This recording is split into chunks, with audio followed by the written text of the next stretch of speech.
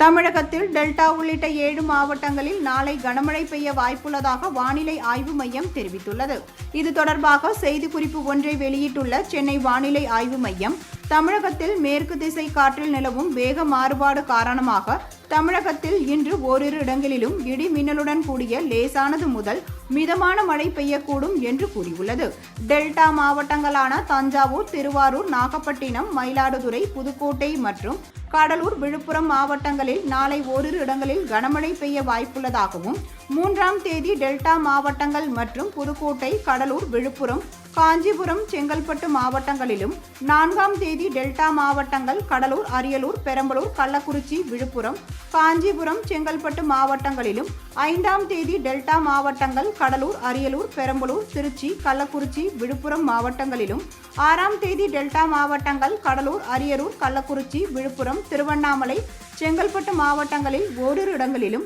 கனமழை பெய்ய வாய்ப்புள்ளதாக வானிலை ஆய்வு மையம் தெரிவித்துள்ளது. சென்னை மற்றும் புறநகர் பகுதிகளில் இன்று வானம் ஓரளவு மேகமூட்டத்துடன் காணப்படும் எனவும், நகரின் சில பகுதிகளில் லேசான மழை பெய்ய வாய்ப்புள்ளதாகவும் அதில் குறிப்பிடப்பட்டுள்ளது. வரும் 4ஆம் தேதி வரை தென் தமிழக கடலோர பகுதிகள், மன்னார் வளைகுடா மற்றும் குமரிக்கடல் பகுதிகளில் மணிக்கு 40 முதல் 50 கிலோமீட்டர் வேகத்திலும், இடையிடையே 60 கிலோமீட்டர் வேகத்திலும் சூறாவளி காற்று வீசக்கூடும் என்பதால் அப்பகுதிகளுக்கு மீனவர்கள் செல்ல வேண்டாம் என வானிலை ஆய்வு மையம் அறிவுறுத்தியுள்ளது.